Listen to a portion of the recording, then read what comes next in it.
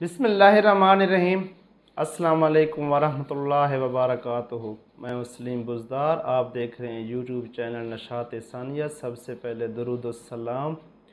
अल्लाहुम्मा सल्लि अला मुहम्मद व अला आलि मुहम्मदिन कमा सल्लैता अला इब्राहीम व अला आलि इब्राहीम इन्नका हमीदुम मजीद। अल्लाहुम्मा बारिक अला मुहम्मद व अला आलि मुहम्मदिन कमा बारकता अला इब्राहीम व अला आलि इब्राहीम इन्नका हमीदुम मजीद।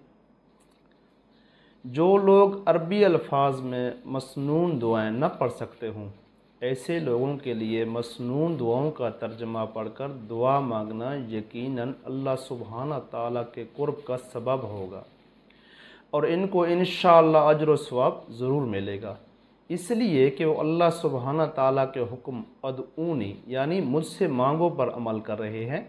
नेज़ हदीस अद्दुआओ हुवल इबादत, दुआ ही बड़ी इबादत पर अमल कर रहे हैं। और दुआ का मज़मून ख़ातमुन नबिय्यीन रसूलुल्लाह सल्लल्लाहु अलैहि वसल्लम से साबित होने की वजह से जामे भी है और बेअदबी से पाक भी है। इसलिए जो लोग अरबी पढ़ सकते हों लेकिन मैनी ना जानते हों, इनको भी तर्जमा कभी कभी ज़रूर पढ़ लेना चाहिए ताकि इनको मालूम हो जावे कि वो क्या मांग रहे हैं, फिर ये दुआ हकीकी दुआ बनेगी।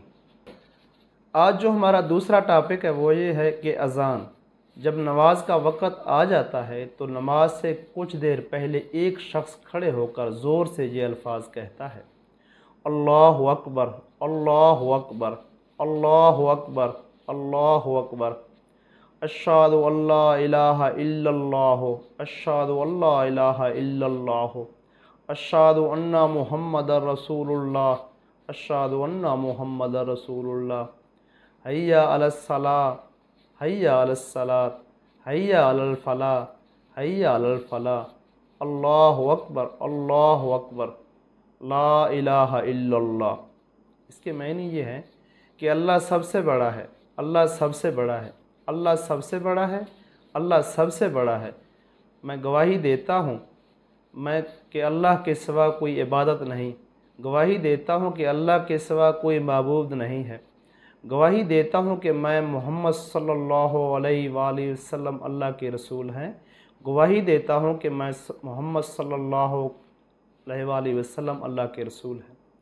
आओ नमाज के लिए, आओ नमाज के लिए, आओ नमाज, आओ कामयाबी की तरफ, आओ कामयाबी की तरफ। अल्लाह सबसे बड़ा है, अल्लाह सबसे बड़ा है, अल्लाह के सिवा कोई इबादत के लायक नहीं। इन अल्फाज को अज़ान कहते हैं। सुबह की अज़ान में हय्या अलल फलाह के बाद अस्सलातु खैरुम मिनन नौम, नमाज नींद से बेहतर है, भी 2 मरतबा कहना चाहिए। और आज जो हमारा तीसरा टॉपिक है, हालत हैज़, जनाबत में निकाह करना।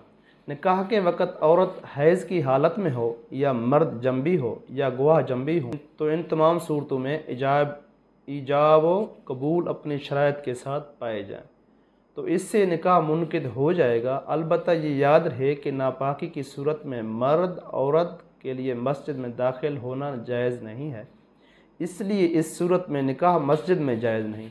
नेज़ चूँकि हालत हैज़ में मर्द और औरत के तल्लुक़ात जायज़ नहीं, इसलिए हैज़ के अय्याम में रुख़सती खिलाफ एहतियात है।